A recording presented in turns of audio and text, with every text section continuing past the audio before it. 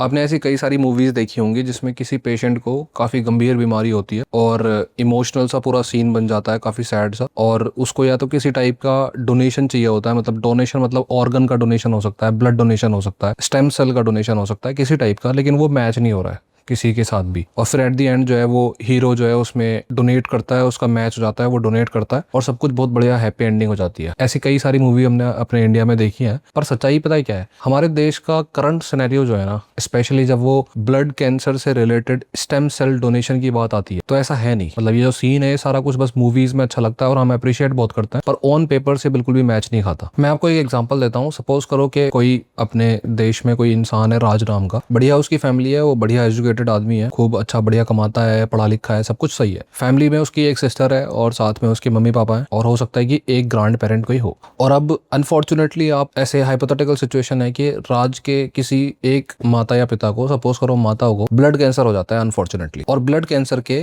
कई सारे केसेस में ऐसा होता है कि जो सॉल्यूशन है वो सिर्फ एक ही बच जाता है, और वो है स्टेम सेल डोनेशन का ऑल्टरनेटिव। स्टेम सेल्स एक्चुअली क्या होते हैं, मैं सिंपल भाषा में समझाता हूँ, ज्यादा टेक्निकल नहीं करूंगा। हमारी बॉडी में जो पूरा ब्लड है, यानी कि ब्लड सेल्स हैं, चाहे वो रेड ब्लड सेल्स हो, व्हाइट ब्लड सेल्स हो, प्लेटलेट्स हो, उन सबको बनाने का जो काम है ना, वो स्टेम सेल्स करते हैं। और स्टेम सेल रिप्लेसमेंट या इसकी जो भी साइंस है ना, वो एक तरीके से मिरेकल ही है अपने आप में, साइंस बैक्ड मिरेकल। ऐसा मिरेकल जिसको साइंस बैक करती है। ब्लड कैंसर के कई केसेस में ऐसा होता है कि ह्यूमन बॉडी के जो स्टेम सेल्स हैं वो सही ब्लड को नहीं बना रहे होते, यानी ब्लड सेल्स को नहीं बना रहे होते, और वो अंदर जाके कुछ ना कुछ गलत कर रहे होते हैं हमारी बॉडी में जाके। इसीलिए वो ब्लड कैंसर है, इसीलिए वो इतनी बड़ी प्रॉब्लम बन जाता है। तो ऐसे में डॉक्टर्स करते क्या है कि इंसान की बॉडी में जो स्टेम सेल्स है ना, उनको रिप्लेस करते हैं हेल्दी स्टेम सेल्स के साथ। लेकिन ये स्टेम सेल्स जो है वो हेल्दी वाले, वो आएंगे कहां से? अब वो ऑफ कोर्स किसी और हेल्दी ह्यूमन बॉडी से आएंगे जो डोनेट करेगा उन स्टेम सेल्स को। और ये अपने आप में एक मिरेकल ही है, क्योंकि आप स्टेम सेल्स दे रहे हो, इसका मतलब ये है कि आप एक इंसान को एक नई तरीके का इम्यून सिस्टम दे रहे हो, एक तरीके की एक नई लाइफ। खैर, अगर आप इतना समझ गए हो ना, तो फिर आप आगे अब सिचुएशन सुनो कि हमारे इंडिया में इस टाइम पे सिचुएशन क्या है। अब अगर राज की मदर को अगर अनफॉर्चुनेटली ब्लड कैंसर होता है और उनके केस में सिर्फ स्टेम सेल डोनेशन ही एक ऑप्शन बचता है कि उनकी जान को बचाया जा सकता है, तो ऐसे में डॉक्टर्स जो है वो मैच ढूंढने की कोशिश करेंगे। मैच मतलब कि जो स्टेम सेल्स है वो किसी ऐसी ह्यूमन बॉडी के स्टेम सेल्स होने चाहिए जिनसे डायरेक्टली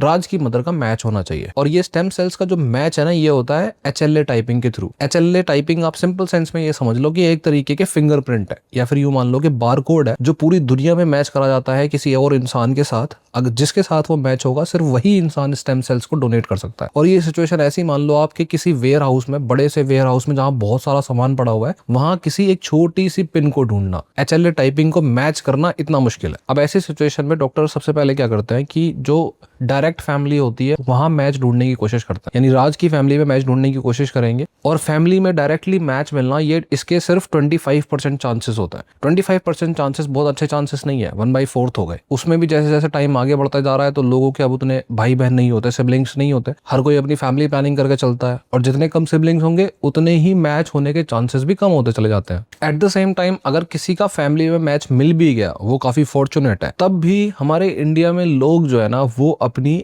HLA टाइपिंग की टेस्टिंग नहीं कराते। मतलब कि ये कि स्टेम सेल डोनर लिस्ट का एक अपना रजिस्टर होता है, ग्लोबल रजिस्टर होता है, और इस ग्लोबल रजिस्टर में किसी की भी डिटेल्स होने के लिए उसके HLA टाइपिंग का टेस्ट होना जरूरी है, जिसको होने में ही एक हफ्ता, कई दिन, या हो सकता है कि 2-2 हफ्ते तक लग जाए। अब आप इमेजिन करो कि अगर राज की फैमिली में उसकी मदर को कैंसर होता है और फिर भी उसकी फैमिली में मैच मिल भी जाए स्टेम सेल डोनेशन के लिए, फिर भी डॉक्टर का ट्रीटमेंट करने में कितना टाइम वेस्ट हो जाएगा। ये नॉर्मल टेस्टिंग नहीं है जो 2-3 घंटे, 4 घंटे या 24 घंटे के अंदर हो जाए। और ये तो तब है जब आपके फैमिली के अंदर मैच मिल जाए। एट द सेम टाइम आगे सुनो आप कि अगर आपको फैमिली के अंदर मैच नहीं मिलता है, राज को फैमिली के अंदर मैच नहीं मिलता है, तो फिर डॉक्टर्स मैच ढूंढने की कोशिश करेंगे। और इंडिया में हालत इतनी गंदी है, आपको पता है कि जो स्टेम सेल्स डोनर लिस्ट का रजिस्टर है, उसमें हमारे कितने बंदे रजिस्टर्ड है, कितने लोग रजिस्टर्ड है? सिर्फ 5 लाख लोग। और USA में कितने रजिस्टर्ड है?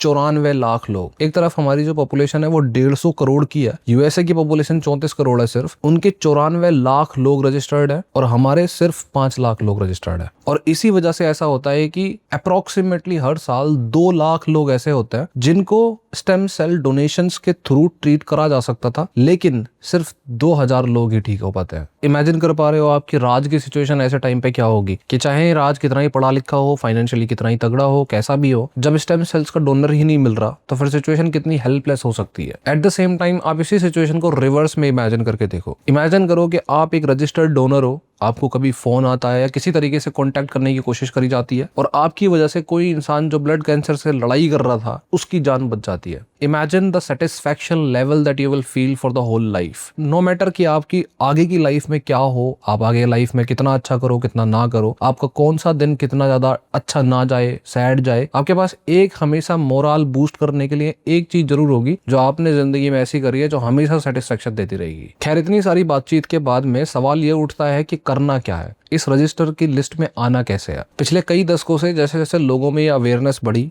तो लोगों ने आके अपने रजिस्टर्स में नाम लिस्ट कराने शुरू करे डोनर लिस्ट में। इसीलिए ग्लोबल डोनर रजिस्ट्री में आज की डेट में 39 मिलियन लोगों के रजिस्टर्ड डोनर्स लिस्ट में नाम है। हालांकि अजीब बात यह है कि इस लिस्ट में जितने भी नाम है उसमें सिर्फ 2% हम लोग कंट्रीब्यूट करते हैं फ्रॉम इंडिया, जबकि हमारी जो पॉपुलेशन है वो दुनिया में 17% कंट्रीब्यूट करती है। और बात यहाँ पे सिर्फ मोरल रेस्पॉन्सिबिलिटी की नहीं है। आपके रीजन में या आपके कंट्री में जब भी ऐसी कोई इमरजेंसी स्टेम सेल डोनेशन की जरूरत पड़ेगी तो हाई चांसेस यही रहते हैं कि वो आपकी ही जगह से, आपकी ही एथनिसिटी से ही मैच खाने के चांसेस ज्यादा रहते हैं। इसीलिए यूएसए में बैठे हुए एक बंदे को जब जरूरत पड़ेगी तो उसको स्टेम सेल्स के मिलने के चांसेस इंडिया में पड़ने वाली जरूरत से बहुत ज्यादा आए हैं। खैर, इस भले काम में जो एक ऑर्गेनाइजेशन बहुत लंबे टाइम से पार्टिसिपेट कर रही है वो है DKMS। DKMS एक नॉन प्रॉफिट ऑर्गेनाइजेशन है जो ब्लड कैंसर से लड़ने के लिए अपने आप को डेडिकेट करती है और इंडिया जैसे कई सारे कंट्रीज में ये ऑपरेट करते हैं। इनका मिशन बहुत सिंपल येट बहुत पावरफुल है कि जितना हो सके उतने ज्यादा ब्लड कैंसर पेशेंट्स को ये सेकंड चांस दे सके अपनी जिंदगी जीने के लिए। और उसके लिए जरूरी है कि इनके जो पोटेंशियल डोनर्स की लिस्ट है वो ज्यादा से ज्यादा बड़ी होनी चाहिए। 1991 में जर्मनी में ये कंपनी फाउंड हुई थी और तब से लेके आज तक one of the world's largest registered donors की लिस्ट इनके पास है, अप्रोक्सीमेटली 13 मिलियन। 2019 में इन्होंने डिसाइड करा कि अपने जो फुटप्रिंट है वो इंडिया में भी बढ़ाएंगे, क्योंकि इंडिया के जब आप ये नंबर्स देखते हो तो आपको खुद फील हो जाता है कि इंडिया को कितनी ज्यादा इसकी जरूरत है। इंडिया को लेके इनका विजन है कि इंडिया में कोई भी ऐसा ब्लड कैंसर का पेशेंट की जान नहीं जानी चाहिए सिर्फ इस वजह से कि उसको मैचिंग डोनर नहीं मिल पाया। खैर, करना क्या है, प्रोसेस बहुत ही सिंपल है और ये सिर्फ आपकी लाइफ के कुछ ही मिनट लेगा। सबसे पहले आपको DKMS की वेबसाइट पे जाके साइन अप करना है, जिसका जो लिंक है वो मेरे डिस्क्रिप्शन में आपको इजीली मिल जाएगा। साइन अप का क्राइटेरिया बहुत बेसिक है, 18 से 55 के बीच में आपकी एज होनी चाहिए और बॉडी आपकी हेल्दी होनी चाहिए। साइन अप करने के बाद आप एक चीक स्वैब किट अपने घर पे डिलीवर करवा सकते हो। उसके आगे का प्रोसेस और भी सिंपल है। किट के अंदर आपको स्टेरलाइज्ड कॉटन स्वैब्स मिलेंगी। आपको कुछ नहीं करना, सिर्फ इन कॉटन स्वैब्स को जेंटली अपने चीक के अंदर, गाल के अंदर रब करना है। ये आपके सलाइवा से और आपके चीक के पास से सेल्स कलेक्ट कर लेगा। सिंपल है, पेनलेस है, किसी की कोई जरूरत नहीं है हेल्प की, आप अकेले कर सकते हो। अब आपको स्वैब्स के साथ इसमें एक फॉर्म होगा जिसमें आपको कॉन्टैक्ट डिटेल्स के साथ साथ अपनी कंसेंट देनी है ताकि आपका जो डेटा है वो डोनर लिस्ट में रजिस्टर करा जा सके। ये सब कुछ एनोनिमस रहेगा। इसी किट के अंदर आपको एक रिटर्न एनवेलप मिलेगा, उसमें आपको सब कुछ नॉर्मली अच्छे तरीके से पैक कर देना है। इसके बाद DKMS आपको प्रीपेड कुरियर ऑप्शन अवेलेबल कराता है। एट द सेम टाइम आपको व्हाट्सएप के थ्रू भी आप अपना जो पिकअप है वो आप शेड्यूल कर सकते हो। ईजी प्रोसेस है।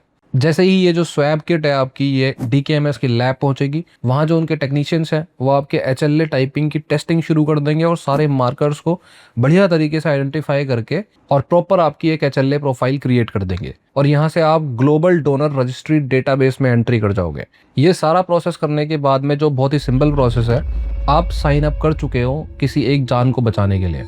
Most of the times donors के पास सालों तक कभी कोई कॉल नहीं आता क्योंकि HLA मार्कर्स का मिलना इतना आसान चीज नहीं है। खैर, अब इसके साथ में एक और बड़ी चीज आती है, स्पेशली वो हमारे इंडियन कंटेक्स्ट में बहुत ज्यादा काम आती है क्योंकि इसके रिगार्डिंग मिस इन्फॉर्मेशन बहुत ज्यादा फैलाई जाती है। Donation day. अगर आपको ये अपॉर्चुनिटी मिलती है कि आप किसी की जान बचा सकते हो, आपके जो HLA मार्कर्स हैं वो मैच खा जाते हैं, तो क्या डोनेशन का प्रोसेस है वो रिस्की होगा, फियरफुल होगा, क्या उसमें कोई रिस्क है? कई बार ऐसा होता है कि डोनेशन को लेके काफी सारी मिस इन्फॉर्मेशन फैल जाती है, लेकिन डोनेशन यहाँ पे जो है वो भी काफी सिंपल प्रोसेस है। इसमें कोई सर्जरी इन्वॉल्व नहीं होती। आज के टाइम में जो डोनेशन होता है वो होता है ब्लड स्ट्रीम के थ्रू, मतलब कोई सर्जरी नहीं। डोनेशन डे से कुछ दिन पहले आपको कुछ ऐसे इंजेक्शंस दिए जाते हैं जिससे आपकी बॉडी के जो स्टेम सेल्स का प्रोडक्शन है वो बढ़ाया जा सके। उसके बाद फिर हॉस्पिटल जाके आप कुछ एक ऐसी नॉर्मल जगह पे बैठते हो जहां कुछ घंटे आपकी एक आर्म से, आपकी एक भुजा से ब्लड को निकाला जाता है और उसी ब्लड को मशीन्स के थ्रू निकालने के बाद स्टेम सेल्स को निकाल के वापस घुमा फिरा के आपकी ही बॉडी में री एंटर करवा दिया जाता है। जैसे कभी किसी ने अगर प्लाज्मा या प्लेटलेट्स को डोनेट किया है, ये बस सिमिलर प्रोसेस है, बस थोड़ा सा ड्यूरेशन ज्यादा रहता है। क्या इसमें कोई डिस्कम्फर्ट है? छोटे मोटे फ्लू लाइक सिम्टम्स हो सकते हैं क्योंकि इंजेक्शन देने के बाद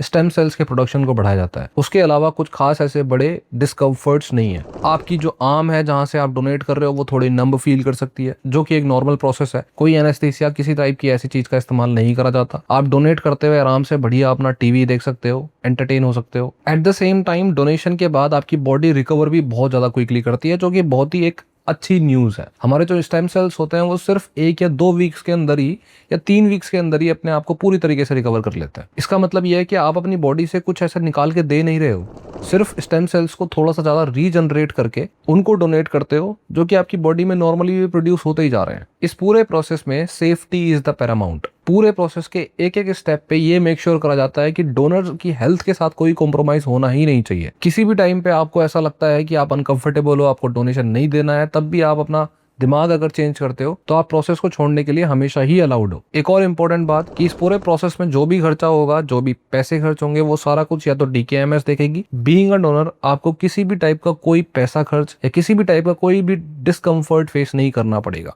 कॉन्क्लूसिवली, जिस टाइम हम और आप ये वीडियो देख रहे हैं या मैं वीडियो बना रहा हूँ, एट द सेम टाइम कोई इंसान ऐसा है जो बहुत ही एंक्सियसली सिर्फ इस बात का वेट कर रहा है कि उसको एक मैचिंग डोनर मिल जाए। पता नहीं किस इंसान की जिंदगी का दूसरा सेकंड चांस आपका स्टेम सेल डोनेशन हो सकता है। एक सिंपल स्वैब, सिर्फ 5 मिनट का प्रोसेस, ये मेक श्योर कर सकता है कि आप किसी की जान बचा सकते हो। हमारे पास साइंस है, हमारे पास प्लेटफॉर्म है, अब हमें सिर्फ लोगों की जरूरत है। Don't forget to check the link in the description. Together we can delete blood cancer one swab at a time.